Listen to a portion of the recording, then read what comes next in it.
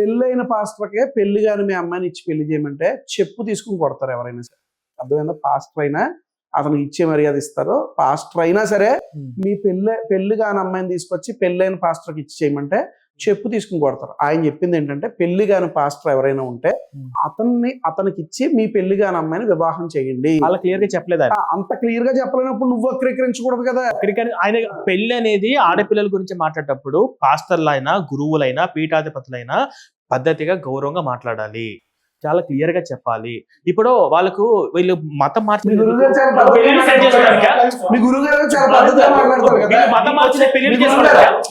ఇప్పుడు వీళ్ళు మతం మార్చేది, వీళ్ళు హిందువుల్ని మతం మార్చేది ఎందుకు? కానుకలు దశంభాగం ఏంటంటే బైబిల్లోనే ఉంది, ఏమని ఈ మతాన్ని ప్రచారం చేయండి, నలుగురు తెలియజేయండి అని బైబిల్లోనే ఉంది. ఆ రకంగానే వాళ్ళ అంటే ఉన్న రూల్స్ రెగ్యులేషన్స్ ఫాలో అవును. అట్లా మత ప్రచారం చేస్తే మీలాంటి వ్యక్తులకు వచ్చే ఇబ్బంది ఏంటి? మాకు ఇబ్బంది ఏం లేదు. వాళ్ళు బైబిల్లో ఉన్నది ఉన్నట్టు చెప్పట్లా, పూర్తిగా చెప్పట్లా. ఈ విషయాలన్నీ ఫలము ఇవన్నీ దాచిపెడుతున్నారు కాబట్టి బైబిల్ పూర్తిగా ప్రచారం చేయడంలో నేను కూడా ఒక భాగంగా నేను బైబిల్ ప్రవీణ్ అనే వ్యక్తి పొద్దున పాస్టర్లు ఎక్కడికి వెళ్తారో సాయంత్రం అక్కడికి వెళ్తుండు. పొద్దున పాస్టర్లు పెద్ద ఎత్తున మీటింగ్ ఎడబెడుతున్నాడు, మధ్యాహ్నం ఆడికి పోతున్నాడు. ఈ రోజు వచ్చిపోయిన వాళ్ళ ఇంటి దగ్గరే రేపు ఆయన పోతున్నాడు. అవసరం ఏముందంటున్నా? వాళ్ళ బైబిల్ని వాళ్ళు బోధించుకొని వాళ్ళ బైబిల్లో ఉన్న వ్యాఖ్యలు నలుగురు చెప్పుకొని వెళ్ళిపోతున్నప్పుడు మీలాంటి వ్యక్తులు అక్కడికి పోయి బైబిల్ని దుష్ప్రచారం చేయాల్సినంత అవసరం ఏమొచ్చింది? నేను చెప్తాను సార్, మీరు బైబిల్ ప్రచారం చేస్తున్నారు కదా, వాళ్ళు ప్రచారము పూర్తిగా చెయ్యట్లా. వాళ్ళు ప్రచారం పూర్తిగా మేము చేస్తున్నాం, అసలు విషయాన్ని దాచిపెడుతున్నారు. బైబిల్లో నా ఉద్దేశం ఏంది, మా ఎక్స్ క్రిస్టియన్ ఛానల్లో నేను ప్రచారం చేసేది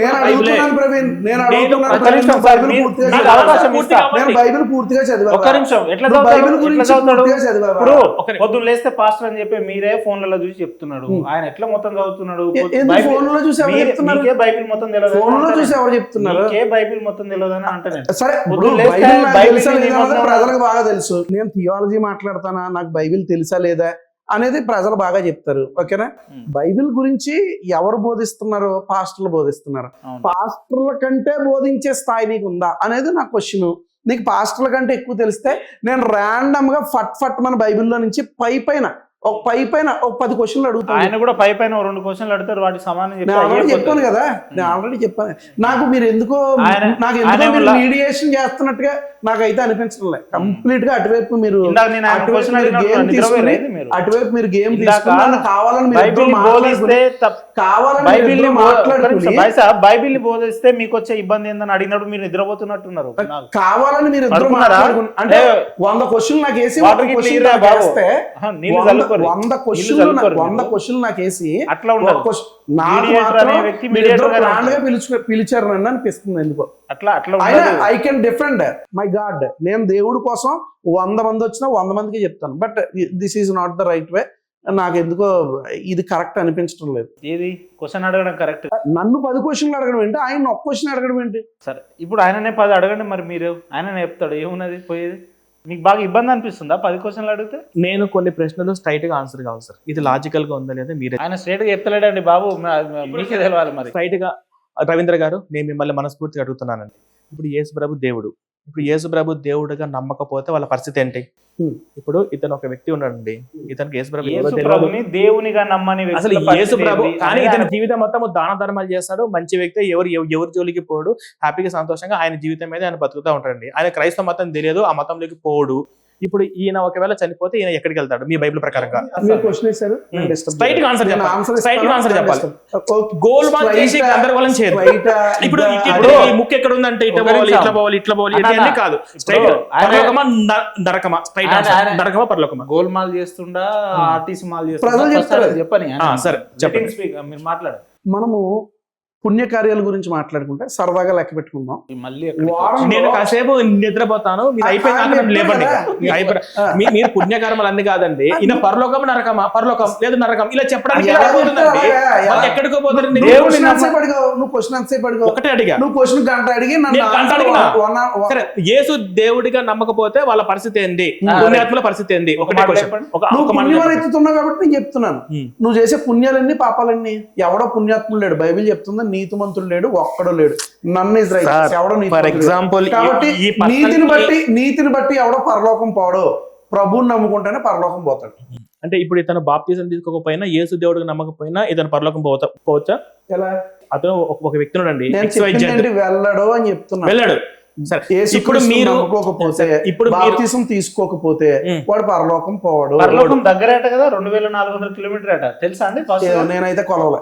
నిజమండి. నేను మీ కొలవలే. పాస్టర్ గారు ఐడియా ఉందా? ఎవరో చెప్పిన స్టేట్మెంట్ రవీంద్ర గారు, మీ పాస్టర్ కాదా? మీకు వారి నెంబరే కావాలంటే 2400 కిలోమీటర్లే ఉందట పరలోకం. అవును, అయ్యి ఉండొచ్చు. ఆయనకి తెలుసు. దయచేసి ఎవరి క్వశ్చన్ లో నన్ను అడగదు. అక్కడ రవీంద్ర గారు అడిగితే బైబిల్ గురించి అడగండి, లేదా నా గురించి ఏదన్నా అడగండి. ఇప్పుడు వాకింగ్ గురించి. ఇప్పుడు మీ నాన్నగారు హిందువా క్రిస్టియనా? నాన్నగారు క్రిస్టియన్. తాతగారు? క్రిస్టియన్. మీ తాతగారు క్రిస్టియన్సేనా? అంటే మీ పైన ఉన్న వాళ్ళు? మీ నాన్నగారు వాళ్ళ గురించి నాకు తెలియదు. సరే, ఇప్పుడు మీ ముత్తాత గారు హిందువుగా ఉండి హిందువుగా చనిపోయారండి. ఇప్పుడు మీ ముత్తాత బైబిల్ ప్రకారం ఎక్కడికి పోతారు? నాకు అర్థమైంది క్వశ్చన్. నరకానికి వెళ్తాడు. నరకానికి వెళ్తాడు. నా ముత్తాత అయితే గ్రేట్ కాదు వెరీ కదా. గుడ్. నా ముత్తాత అయితే ఆయన గ్రేట్ కాదు కదా. అంటే మీ నా ముత్తాత అయినా అంటే వాళ్ళు హత్య చేస్తే హంతకుడే, నేనైనా హత్య చేస్తే హత్య చేయలేదండి, మంచిగా జీవించి మంచిగా చనిపోయింది. నేను అదే చెప్తున్నాను. నా ముత్తాత అయినా పరిశుద్ధుడు కాదు. బైబిల్ ని నమ్మని వ్యక్తులు అందరూ నరకానికి పోతారు, అంతేనా? నా ముత్తాత అయినా పరిశుద్ధుడు కాదు. బైబిల్ ప్రకారము యేసుక్రీస్తుని అంగీకరించిన వాడే పరలోకం వెళ్తాడు. అంగీకరించకపోతే నరకానికి. నేను ఉన్నానండి, ఫర్ ఎగ్జాంపుల్ రవీంద్ర, నేను ఒక హిందువు, నువ్వు ఖచ్చితంగా ఎగ్జాంపుల్ చెప్తాను. సరే, నువ్వు ఖచ్చితంగా నరకమే పోతావు. నాకు నరకమే 100 రెట్లు బెస్ట్ అండి. నువ్వు ఖచ్చితంగా ఇప్పుడు నరకమే పోతావు. వీళ్ళని చూడలేక నరకము 100 రెట్లు హ్యాపీగా ఉంటాను. వీళ్ళందరూ పరలోకంలో ఉంటారంటే నేను నరకంలో హ్యాపీగా సంతోషంగా ఉంటాను. హ్యాపీ విషయం ఏంటంటే, నేను ఒక హిందువుగా ఒక భగవద్గీత శ్రీకృష్ణుడిని దేవుడిగా భావించి నేను, రవీంద్ర గారు కూడా అతను చేసే పాప పుణ్యాలను బట్టి పరలోకానికి స్వర్గానికి వెళ్ళే అవకాశం కూడా ఉంది. అతను మా భగవద్గీత నమ్మకపోయినా పర్లేదు, మా శ్రీకృష్ణుని దేవుడిగా అంగీకరించకపోయినా పర్లేదు, ఇతను చేసే నీతి నిజాయితీ ధర్మబద్ధంగా జీవించి ఉండింటే, ఈయన యేసు నమ్ముకొని బైబిల్ నమ్ముకొని దాని ప్రకారంగా నీతిగా జీవించి ఉండింటే ఈయన స్వర్గానికి వెళ్ళే ఛాన్స్ ఉందని చెప్పి నేను చెప్పగలుగుతాను. అది మానవ బేస్ ఏంటి దానికి? భగవద్గీతలో బైబిల్ నమ్మకపోతే నరకానికి పోతారని మీరు ఎట్లా చెప్తారు? దానికి బైబిల్ బేస్ చేసుకుని చెప్తున్నాను. నువ్వే గ్రంథం. సరే, ఇప్పుడు ఖురాన్ కూడా అల్లాహ్ నమ్మకపోతే ఖురాన్ అడుగుతున్నాను. కర్మ సిద్ధాంతమా, భక్తి ఇప్పుడు అల్లాహ్ నమ్మకపోతే ఖురాన్ నమ్మకపోతే నరకానికి వెళ్తారని చెప్పేసి ముస్లిమ్స్ అంటున్నారు. ఇప్పుడు వాళ్ళు కరెక్టా, మీరు కరెక్టా? ఎవరు కరెక్ట్ అనేది కంపారేటివ్ రిలీజియన్ చూస్తే ఆ తట్టుకునే ఓపిక అవతల వ్యక్తికి కూడా ఉంటే, చూసే వారికి కూడా ఉంటే, నిజం తెలుసుకోవాలనుకుంటే గ్రంథాలు. ఇక్కడ ఒక హిందువుగా ఉన్నటువంటి నేను ఎలా మాట్లాడుతున్నాను, ఒక క్రైస్తవుగా ఉన్నటువంటి ఆయన ఎలా మాట్లాడుతున్నారు అనేది ప్రేక్షకులు నిర్ణయిస్తారండి. అంటే ఇలా తాత వాళ్ళ తాత వాళ్ళ పైన తాత, ఆ పైన జనరేషన్ మొత్తము నరకానికి అంట, ఈయన పరలోకానికి వెళ్తారంట. ప్రపంచంలో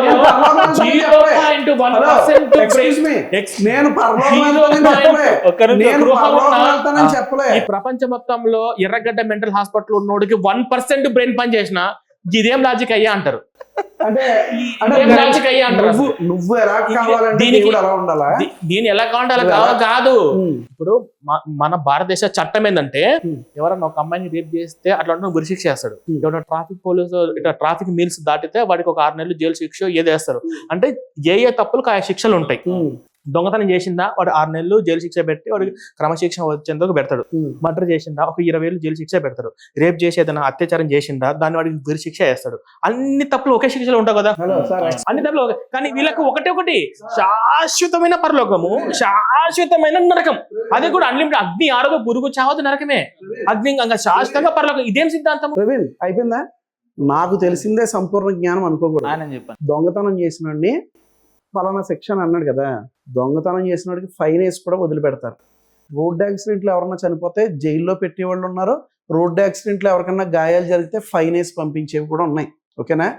దానికి చట్టమే అంత ఎక్సెప్షనల్ ఇచ్చినప్పుడు, చట్టమే ఒక వ్యక్తిని ఫైన్ వేసి క్షమించినప్పుడు, యేసుక్రీస్తు ఆ యొక్క రుసుము ముందుగానే చెల్లించాడు. దాని యొక్క క్రయాధనముగా తన యొక్క రక్తాన్ని చెందించాడు. అర్థమైందా? చట్టానికే అంత ఉన్నప్పుడు దేవుడికి ఇంకెంత ఉండాలి? 1 minute. దుష్ట శిక్షణ శిష్ట రక్షణ నువ్వు అనుకుంటున్నావు. దేవుడు అనేవాడు దుష్టులను శిక్షించేవాడు దేవుడు కాదు. దుర్మార్గులు చేస్తారా పని, దేవుడు చేయడా పని. నేనేమంటానంటే, ఇప్పుడు మీరు రక్తం అనే కాన్సెప్ట్ వాడారు. ఏంటి రక్తం అనే కాన్సెప్ట్ ఏంటి? రక్తం చిందించడం. రక్తం చిందించడం. ఎప్పుడు చిందించాడు? శిలువ మీద చిందించాడు. ఎప్పుడు? మీకు తెలియకుండానే బైబిల్ చదువు. మీరు చెప్పండి, ఎప్పుడు చిందించారు, ఎక్కడ చిందించారు, ఎన్ని సంవత్సరాలు చిందించి? నీకు తెలీదా? మీరు చెప్పండి సార్. 2000 సంవత్సరాల క్రితం యేసుక్రీస్తు కల్వరి శిలువ మీద ఆయన తన ప్రాణం పెట్టాడు. తద్వారా అప్పటి నుంచి ఇప్పటి వరకు రక్తం ఉందా? చిరకాలం ఉంటుంది, ఇంకా ఉంటది. చిరకాలం ఉంటది. బైబిల్ అంటే ఇప్పుడు వన్ మినిట్ ఇప్పుడు బలిచ్చావు ఎప్పుడైనా? రక్తాలతో పాపాలు కడుక్కుంటారు. బలిచ్చావు ఎప్పుడైనా? ఇప్పుడు ఆ నువ్వు రక్తాల- బలిచ్చావు ఎప్పుడైనా? దేనికోసం బలిస్తావు? పాప పరిహారం కోసం బలిస్తావు. ఊరకనే ఎవడెవడో కాన్సెప్ట్ తెలుసుకో. Understanding of God in Hinduism. నేను చెప్తాను విను, సిగ్నేచర్ స్టూడియో వేదికగా ఒకటి చెప్తాను. నేను చెప్తాను విను. నువ్వు కన్క్లూజన్ ఇచ్చేది అప్పుడే. కన్క్లూజన్ ఇచ్చే ముందు నువ్వు విను. నువ్వు బలిస్తా ఉంటావు కదా, వీళ్ళకి బాగా అలవాటు. వీళ్ళ జాతరలాట్లో వీళ్ళ అమ్మోరికి వారికి వాళ్ళు జంతువులు బలిస్తారు, మీరు మనుషులనే ఇస్తున్నారు. మీరు రామదేవతకి మనుషుల్ని బలి ఇచ్చేది ఏ ధర్మం అందరికీ తెలుసు. నిధుల కోసం మనుషుల్ని బలిచ్చే ధర్మం ఎవరిదో అందరికీ తెలుసు. నువ్వు డైవర్ట్ చెయ్యొద్దు. వీరు బలులు ఇస్తారు. దేనికి బలులు ఇస్తారు? నా ఫ్యామిలీ పాపాలు తొలగించు, నా పాపాలు తొలగించని ఆ యొక్క గొర్రె మీద ఆ యొక్క చేతులుంచి పాపం దాని మీద పాపాలు తొలగించే కోసం బలులు ఇవ్వరు. దేనికి ఇస్తారు మరి? అది ఊరకం అమ్మవారికి ఊరకం ఇస్తారు. అమ్మవారికి రక్తదాహం అని చెప్పేసి అది జంతువులను పొట్టేలను అవి బలిస్తారు. ఆ కాన్సెప్ట్ అన్ని మీకు ఒకటే తెలియకపోతే కాన్సెప్ట్ మీరు కాదు. మాట్లాడకూడదు. అన్ని ఒకటే కాన్సెప్ట్ First of all, కాదు. మీకు ఇప్పుడు అన్ని పాపాలు ఒకటే కాన్సెప్ట్ కాదు. బలిచ్చి ప్రవీణ్, రక్తాలతో ప్రవీణ్. కడుక్కుంటే పాపాలు పోతాయని చెప్పి మీ బైబిల్ కాన్సెప్ట్. అది అమ్మవారికి పొట్టేలు బలిచ్చే నువ్వు అనుకున్నాను. అంటే మీరు నువ్వు అనుకున్నావు. ఆపాదించకూడదు. మీకు తెలియదు ఫస్ట్. పాపం మీకు తెలియదు ఫస్ట్. అంటే ఇప్పుడు పాపాలు పోవడానికి పొట్టేలు పాపం బలిస్తారా? పోవడానికి భారతదేశంలో దేవతలకు బలిచ్చిన సందర్భాలు ఉన్నాయి ఇప్పటికి. సరే, జరుగుతున్నాయి. అదే కరెక్ట్ అనుకుంటే మేము పొట్టెల్లే బలిస్తున్నామంటే మీరు మీ దేవుణ్ణే బలిచేశారు కదా మీ పాపాలు పోవడానికి. ఇంకా రోజు ఇప్పుడు బలివక్కర్లే. ఒకటండి, నేను ఒక రోజు మాట బలివక్కర్లే. చెప్తానండి. ప్రవీణ్, ఒక మాట చెప్తా. ఇప్పుడు ఒక మాట చెప్తున్నా. మీన నక్షత్రంలో పుట్టిన ఒక కన్య ఆమెను ఫలానా అమావాస్య రోజు చేతబడిలో ఆమెను బలి ఇచ్చి ఆ రక్తం ద్వారా ముఖం కడుక్కుంటే స్వర్గం వస్తుంది అని చెప్పాను అనుకోండి. ఇది ఎట్లుంది? ఇది దరిద్రంగా ఉంది కదా.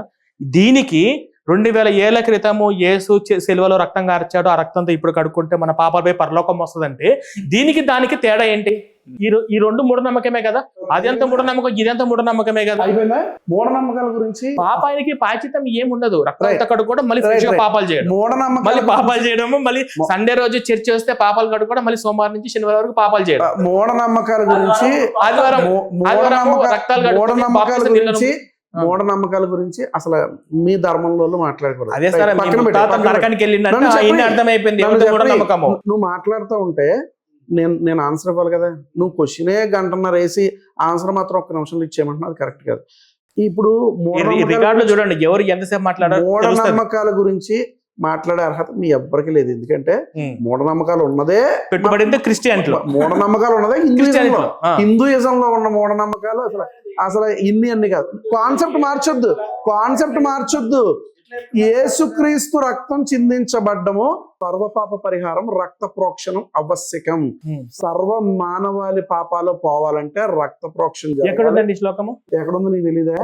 వేదాల్లో ఉన్నటువంటి శ్లోకం అది. వేదాల్లో ఏ వేదంలో ఉంది, ఏ అధ్యాయంలో ఉంది చెప్పండి. వేదాల్లో ఉన్నటువంటి శ్లోకం. అంటే వీళ్ళు వేదాలు నమ్ముతారా? వేదాలు మొత్తం నమ్ముతారా? వేదాలు మొత్తం నమ్ముతామని చెప్పలేదే.